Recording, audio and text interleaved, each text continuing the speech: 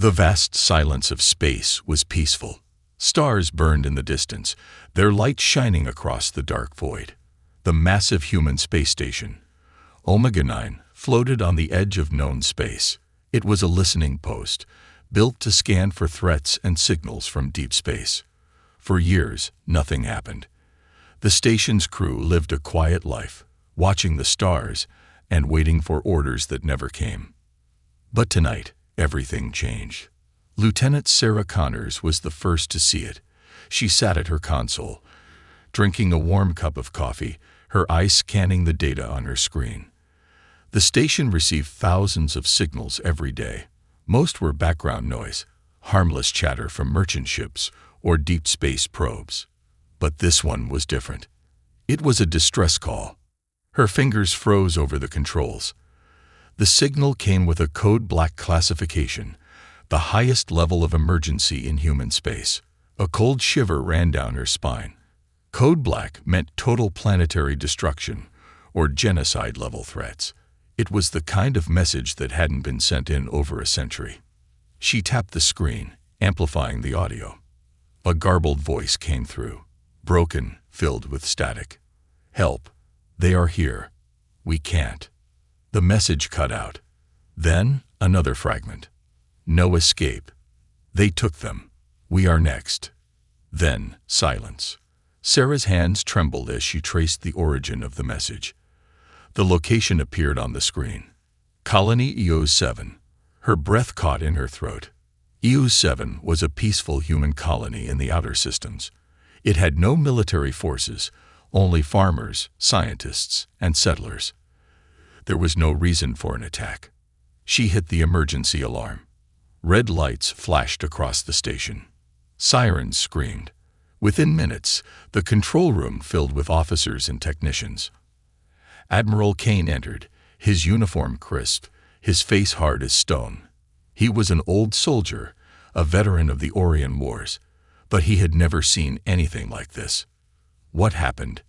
he asked, his voice calm but demanding. Sarah replayed the transmission. Everyone listened in silence. The static-filled message repeated, growing more broken each time.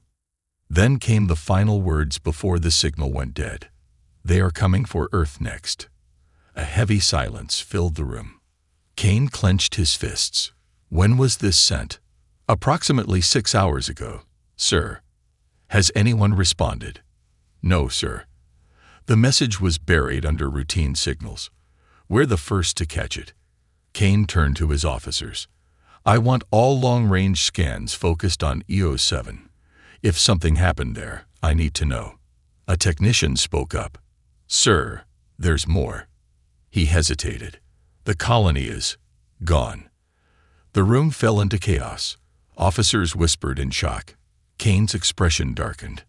"Define gone," he said slowly. The technician swallowed hard. No life signs, no ships, no transmissions, just an empty planet. Kane felt a cold weight settle in his chest. A colony of 300,000 people just vanished. "Get me a link to Central Command," he ordered. "The High Council needs to hear this." But before they could act, another warning appeared on the screen. Sarah gasped. "Sir, a single escape pod just left EO7. It's broadcasting an emergency beacon." Kane's heart pounded. A survivor. "Prepare a retrieval team," he commanded. "We need to know what happened out there." As the officers rushed to follow orders, Kane stared at the last line of the distress signal. "They are coming for Earth next." He had no idea who they were. But one thing was certain: humanity was in danger. And this time, they might not be ready for what was coming. Admiral Kane stood in the command center of Omega-9, his mind racing. The room around him was alive with frantic energy. Officers barking orders, screens flashing warnings, comms buzzing with encrypted messages. But none of it mattered more than the single escape pod hurtling toward them. A lone survivor from EO7. Kane had seen war. He had fought in battles that shook the stars. But entire colonies didn't just disappear. Not like this. The numbers didn't make sense. 300,000 souls, gone, without wreckage, without bodies. If this was an attack, where was the debris, the burning cities, the distress calls? ETA on that pod, he asked. Lieutenant Sarah Connors checked her screen. 2 minutes, sir. We're pulling it in now. Medical team on standby, Kane ordered.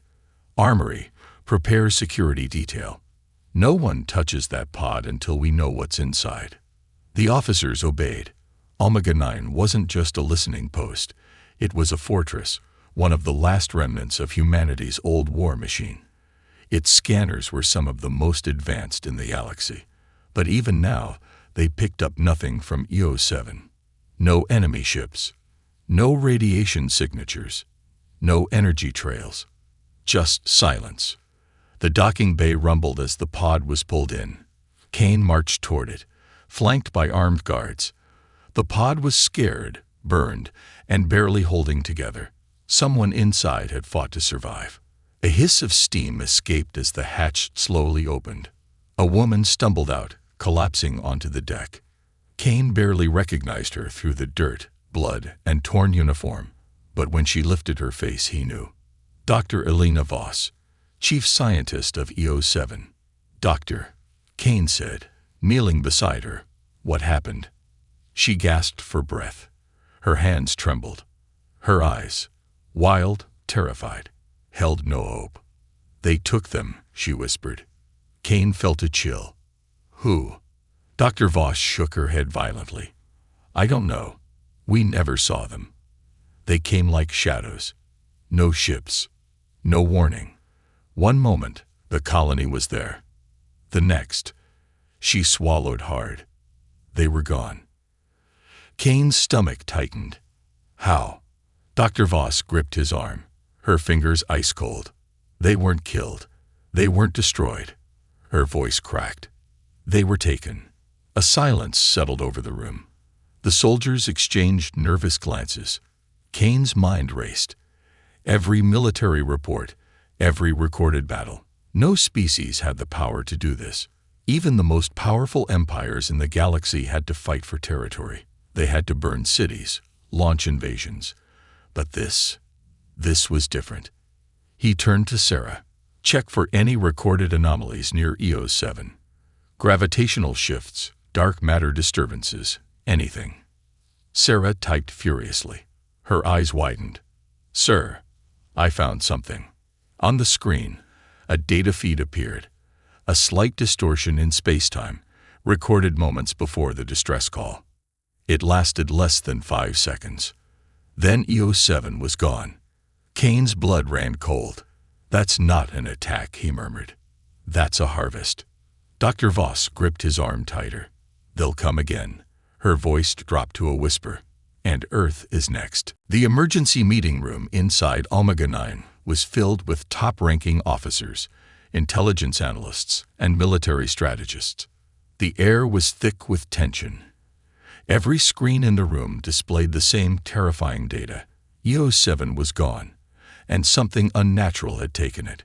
Admiral Kane stood at the head of the table, his face grim. Dr. Elena Voss sat nearby, wrapped in a thermal blanket, her hands still trembling from what she had seen, or rather, what she hadn't seen.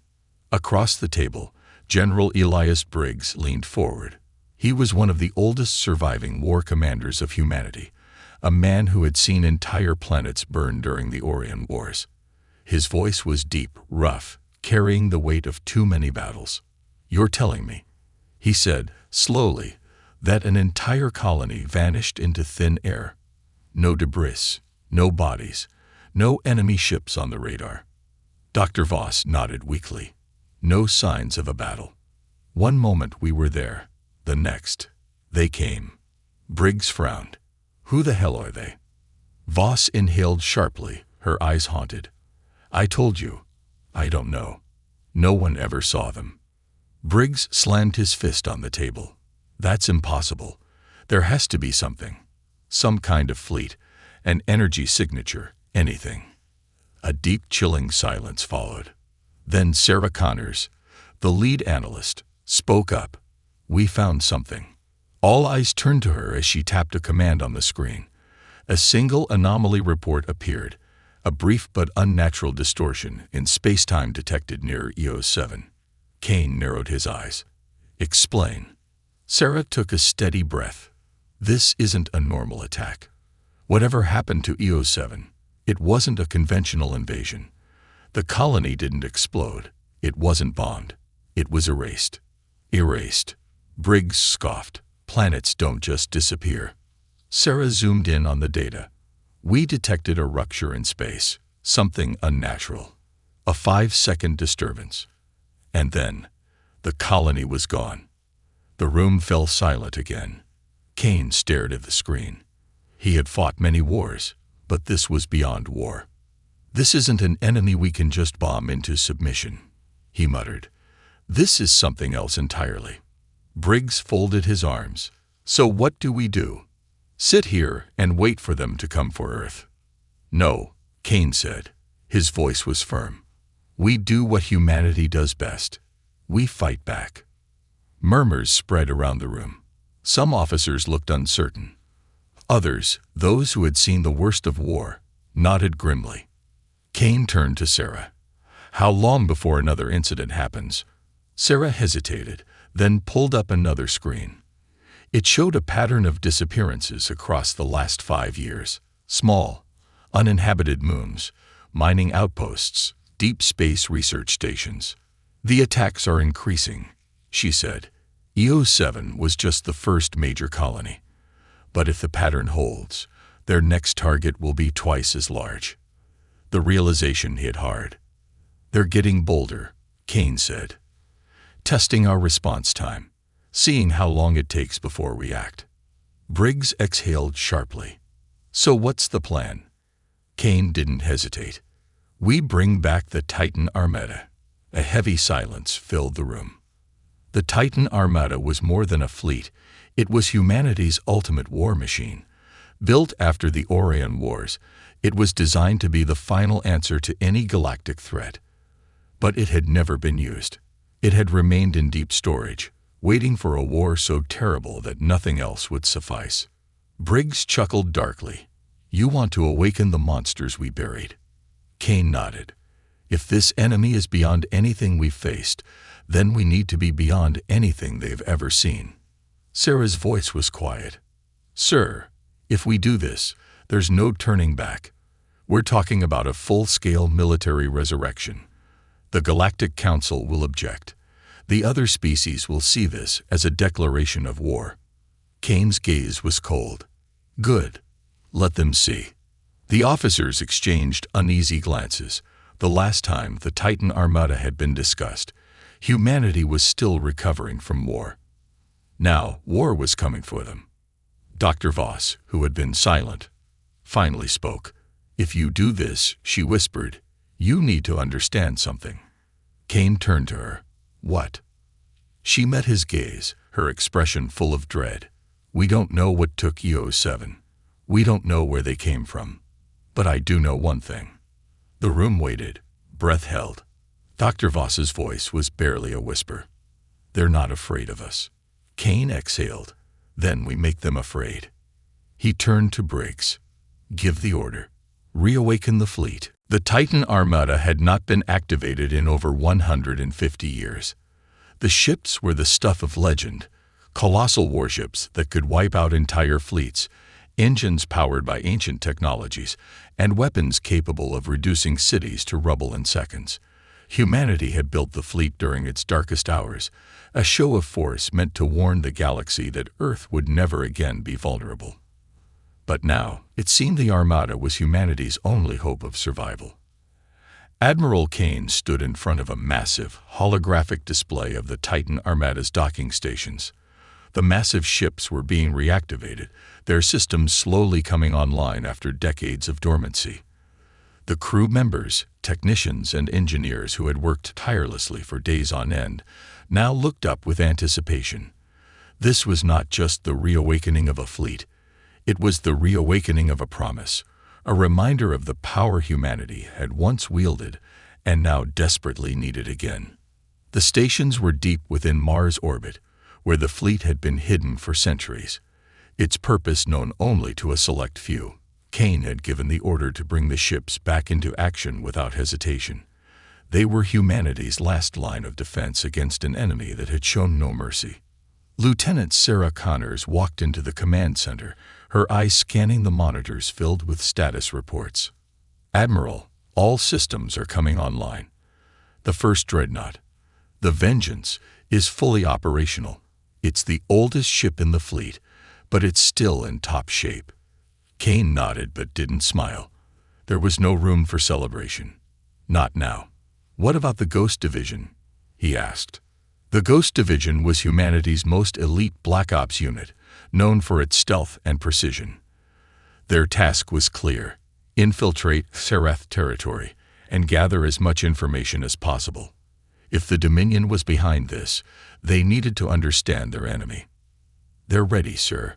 All 6 squads are in position, and their techs are preparing the stealth interceptors as we speak. We can send them to Exarath space undetected, but we need to move quickly." Kane stared at the hologram, his mind racing. The Exarath Dominion. The name had come up in the last few hours of research, whispered in the darkest corners of intelligence reports. They were an ancient race, once thought to be myths. And yet, here they were. Their harvesting fleets had wiped out entire worlds, and now they had set their sights on humanity. They didn't conquer, they harvested, and every colony they'd taken had vanished without a trace, leaving nothing but silence behind. "We can't wait for them to come to us," Kane said. "We need to find them first. The Ghost Division will scout, but we'll also need to make a show of force. We've got to hit them before they finish their operations," said General Briggs, his voice laced with urgency. "If they're as powerful as we think, this could be the start of a galactic war." Kane stood taller. "Then we send them a message they'll never forget." He turned to Sarah. "Alert all fleet commanders. The Titan Armada is deploying. Prepare for a full-scale assault, and make sure the Council knows we're not asking for permission. We're protecting Earth." As the command center buzzed with activity, Kane couldn't shake the feeling that they were rushing into something they didn't fully understand. They were facing an enemy unlike any they had ever encountered, and while humanity's warships were unmatched in sheer power, they were not built for the kind of enemy they were about to face. The Exarath. They didn't conquer with weapons. They conquered with fear, and if their technology was anything like their reputation, they could strike from the shadows before anyone even realized they were under attack. But Kane had no choice. He knew that waiting would be the worst mistake of all. He would fight. Fight for every human life. Fight for Earth itself. Whatever came next, humanity would not go down without a battle. In the hangar bay, the first of the dreadnoughts, the Vengeance, powered up its engines, the colossal ship thrumming with energy. The other ships were right behind it, ready to launch. The massive vessels, each a fortress in space, moved into position, their weapons primed. Kane's face hardened as he walked towards the command center's viewport. He could see the fleet through the thick glass, like sleeping giants awakening from a long slumber. "Prepare the War Council, Sarah. I want our battle strategy ready. The first mission is to establish a forward base near Exarath space. We need to see what we're up against." A voice interrupted. It was Dr. Elena Voss, standing at the back of the room, her eyes wide with a strange mixture of fear and awe. "Admiral, I think I understand their tactics," she said, her voice shaking. "They don't just attack randomly. They target key colonies, places where humanity's strength is weakest. They strike when we're least prepared." Kane turned to her, his brow furrowed. "What do you mean?" "They're playing a game," she said, the words barely escaping her lips. "They want to lure us into a trap. They know we're going to retaliate. But what if we're walking into exactly what they want?" Kane's mind clicked into overdrive. He had thought about the possibility before. The Exarath weren't just a threat. They were strategists, and if they were setting a trap, they would be prepared. "Then we'll turn their trap against them," he said. "We'll hit them hard and fast. We won't give them the chance to set up their plans." The battle was only beginning. But as the Titan Armada prepared to move out, one thing was certain. This would not be a fight for survival. It would be a fight for humanity's place in the stars. And if the Exareth thought they could erase Earth from the map, they were about to learn the cost of underestimating humanity's war machine. The Titan Armada surged forward into the cold expanse of space, its ships moving in perfect unison. The massive dreadnoughts, each one a floating fortress, had awoken after centuries of dormancy, their weapons primed, engines roaring to life. For the first time in over a century, humanity's ultimate war machine was ready for combat. The Exareth Dominion might have thought they were dealing with easy prey, but they were about to find out how far humanity would go to protect its future. Admiral Kane stood at the heart of the command center on the Vengeance, the lead ship of the Titan Armada.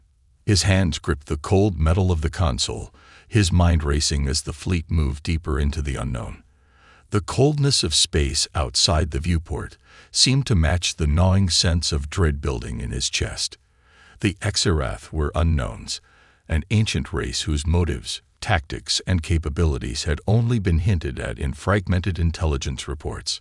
But the one thing Kane was sure of was that the Exareth weren't just an ordinary threat. They were something far worse. ETA to Exareth space, Kane asked, his voice steady, but taut with anticipation. 20 minutes, sir, Sarah Connors responded, her voice unwavering, but tinged with the same anxiety Kane felt. She worked quickly, typing on her console as the fleet moved closer to its destination. Scans are picking up strange anomalies in the sector. Could be interference from their ships, or it might be something else entirely. Kane didn't respond immediately. He was too focused on the map projected in front of him.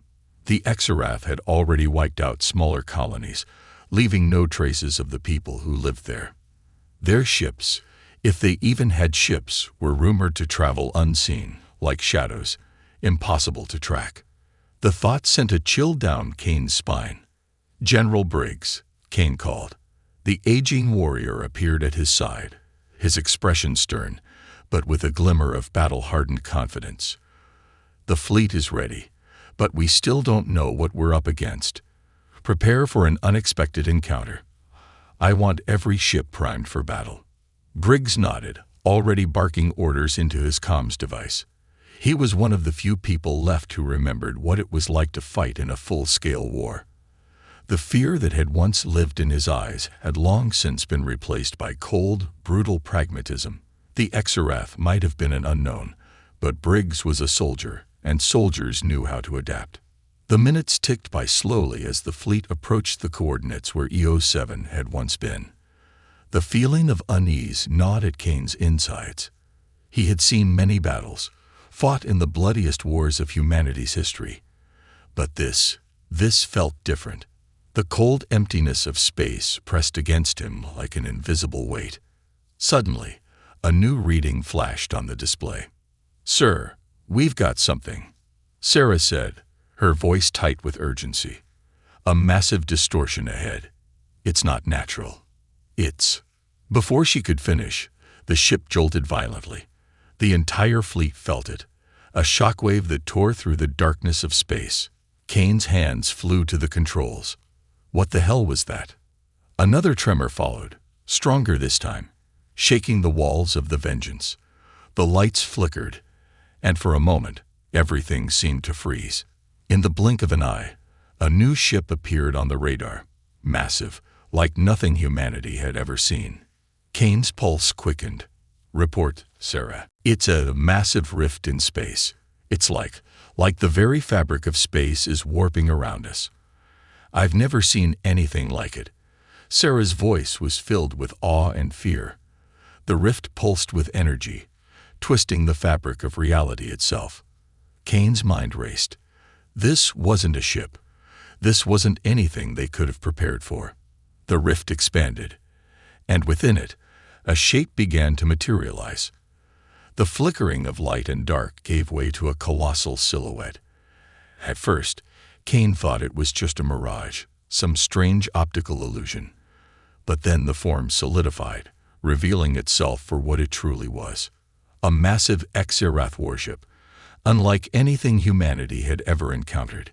It was shaped like an enormous, living creature, its surface pulsating with unnatural energy. Its sheer size was staggering.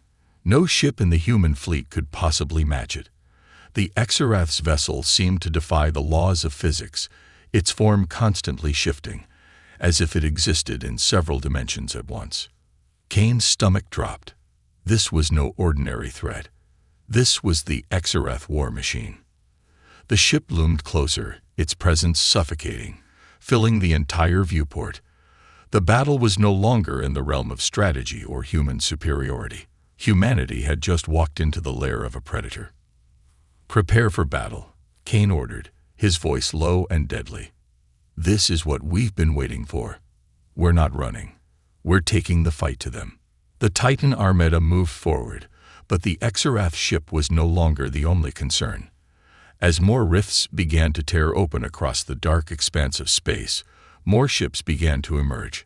They were smaller than the massive warship, but their numbers were overwhelming. Thousands of Xerath vessels, each one a twisted version of the last.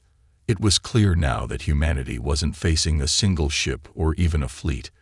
They were facing a relentless swarm, a tidal wave of destruction. Kane's mind raced. This was it. The battle for humanity's future had begun, and they were facing a force that had wiped out entire worlds without a single shot fired. But Kane knew something the Xerath didn't. Humanity had never been afraid to fight back. "Fire all weapons," Kane shouted.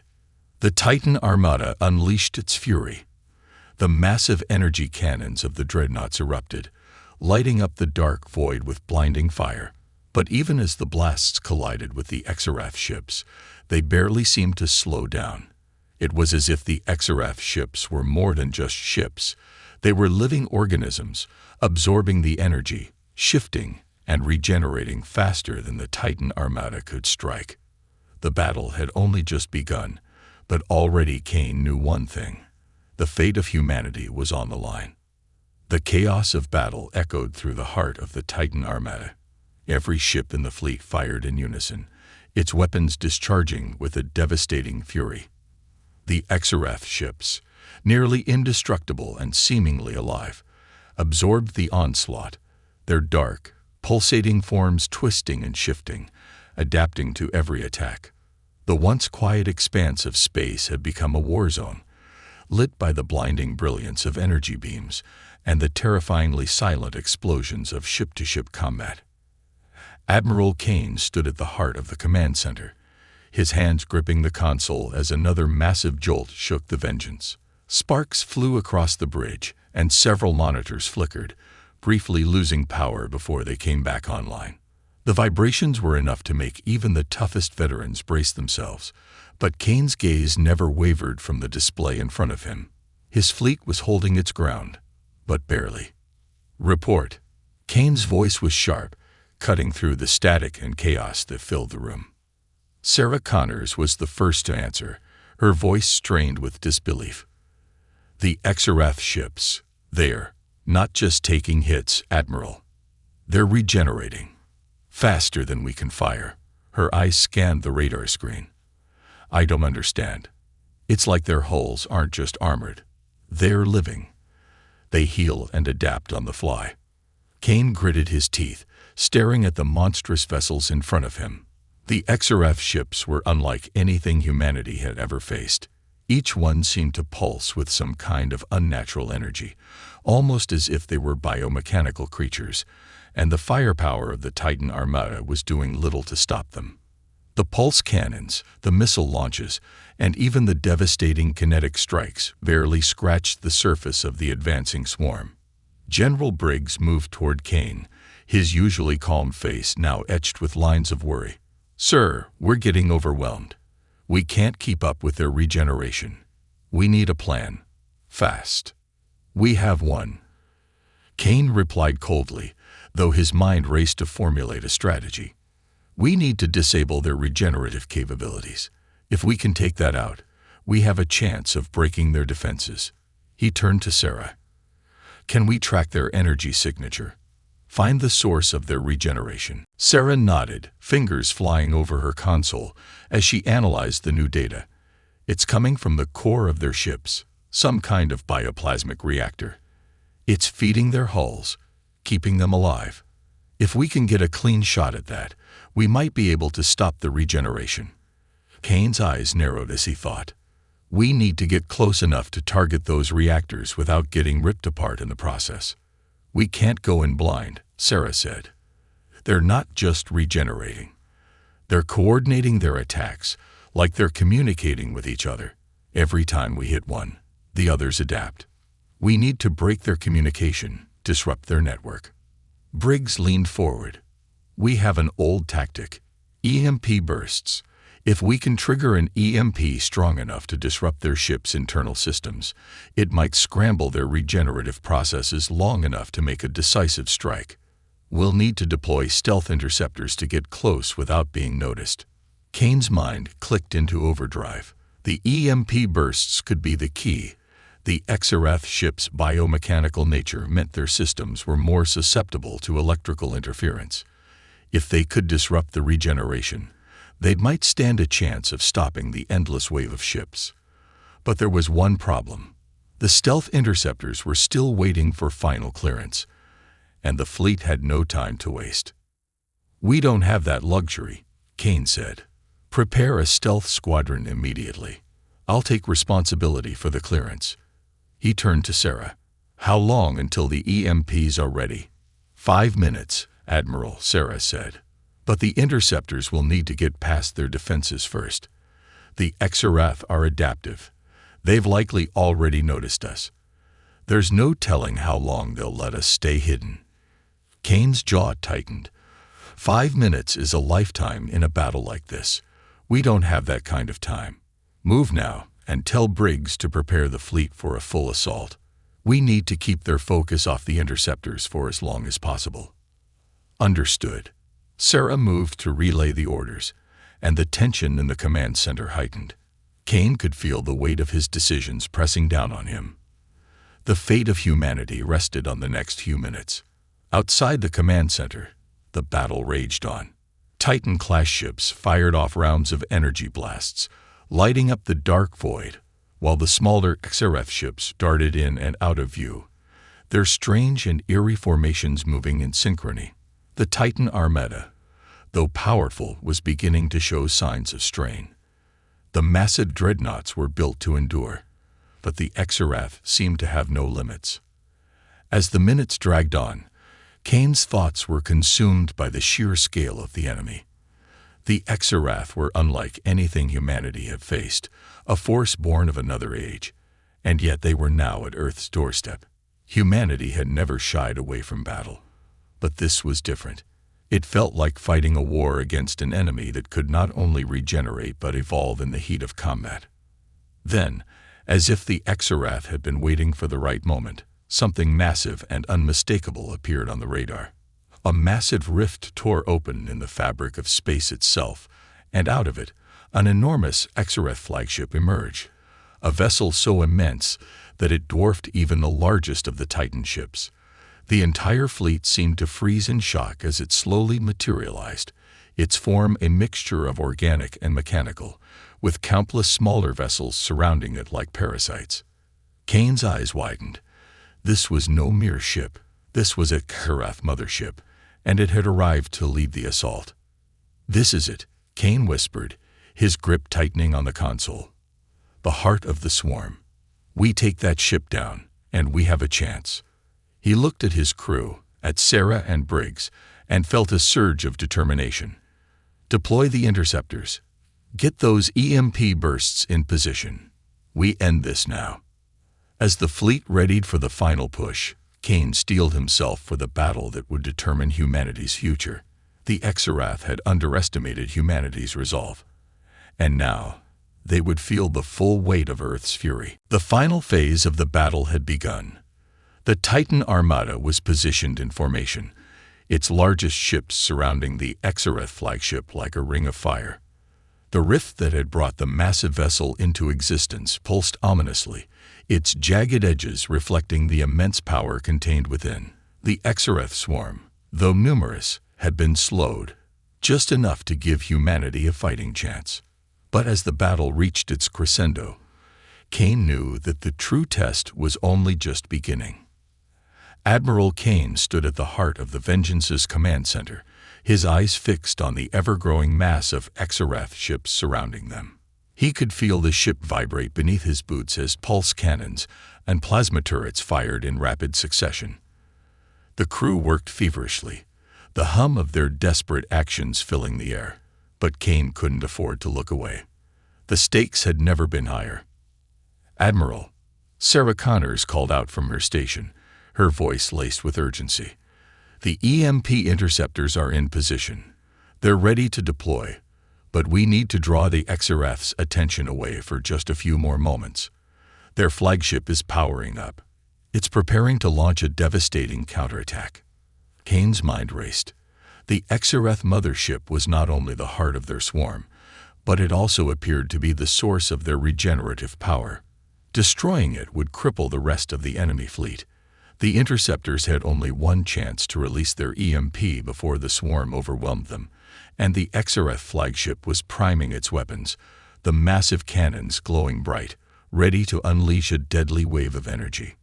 "We can't afford to wait," Kane muttered, his fingers drumming on the console. "We need a diversion, something that will buy them enough time to deliver the EMPs." General Briggs, standing nearby, nodded. "I'll take care of that." His voice was calm, almost too calm, but Kane could see the fire in his eyes. Briggs had seen battles like this before, and it was clear he wasn't afraid. "We'll move in with the Titan cruisers. We'll take the fight to their flagship directly.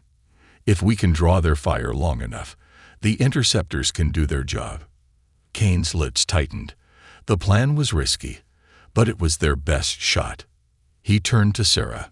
"Launch the attack sequence on my mark. All cruisers, engage the enemy flagship. Make sure they know we're coming." As the order went out, the Vengeance and the other dreadnoughts slowly began to move forward, engines flaring, pushing their massive frames toward the heart of the Exareth fleet.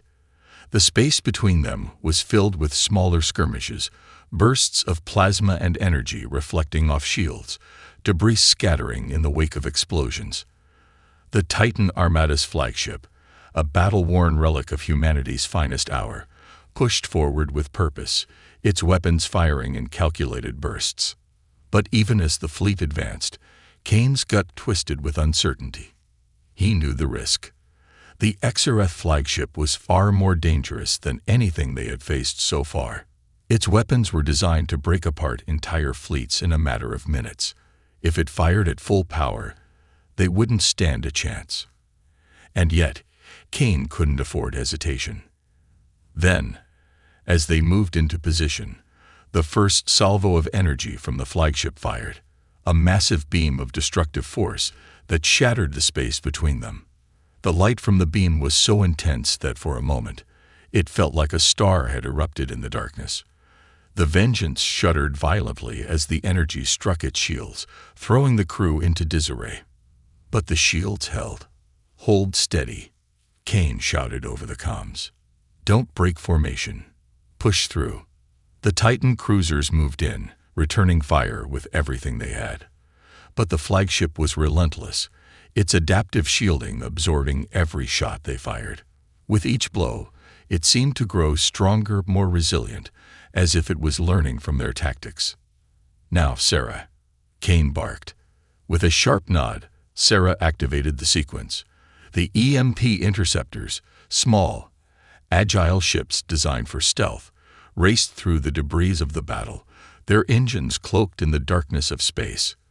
They weaved in and out of the fight, evading fire from the surrounding Exareth ships, making their way toward the flagship's core. The rift surrounding the flagship pulsed with an eerie glow, as if it sensed the approach of the interceptors. "EMP bursts are online," Sarah reported. "They're ready to deploy at our command." Kane's heart raced. Get them in range. Now. The stealth interceptors closed in, their proximity to the flagship causing alarms to ring across the fleet. The Exareth ships noticed the incoming threat almost too late, But it was already too late. The interceptors deployed their EMP payloads, the silent burst of energy rippling through space, streaking toward the flagship. Time seemed to slow as the EMPs reached their target. Then, as if on cue, the Exareth flagship flickered, its regenerative shields suddenly sputtering, its form wavering as the EMP pulses hit their mark. For a brief moment, it looked as though the flagship would fall. The regenerative power that had made it seem invulnerable began to break down. The Exareth mothership was vulnerable.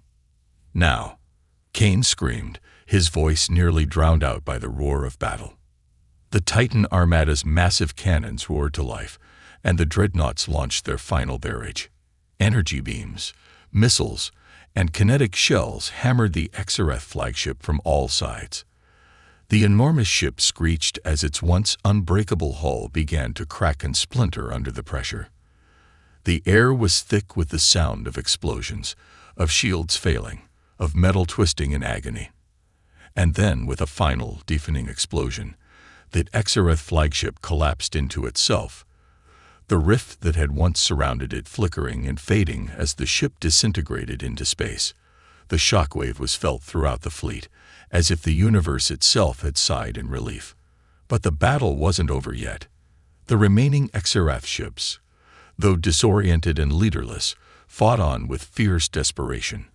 The swarm of ships scattered, but they were no longer the organized force they had once been. They were panicked, outmatched, and weakened. The Titan Armada, battered but relentless, turned its focus to the remaining ships, systematically picking them off one by one. The tide of battle was shifting in humanity's favor.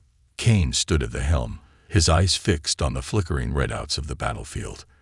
The victory wasn't certain yet, but for the first time in hours, he allowed himself a breath. The Exareth had underestimated humanity, and now they were paying the price. "We've done it," Sarah said, her voice almost in disbelief. "We've stopped them." Kane didn't respond immediately. Instead, he turned toward the viewport, watching as the last of the Exareth vessels were destroyed, their bodies scattered like debris in space. The battle had been fierce, but humanity had won. For now, the galaxy was safe. But Kane knew better than to believe it was over. The Exareth were only one threat in a universe full of dangers. But humanity had sent a message to the stars, a message that would echo across the galaxy for centuries. Humanity would fight. Humanity would survive. And as the Titan Armada slowly returned to Earth, Kane allowed himself a small, satisfied smile. This was only the beginning. The war for humanity's place among the stars had just begun.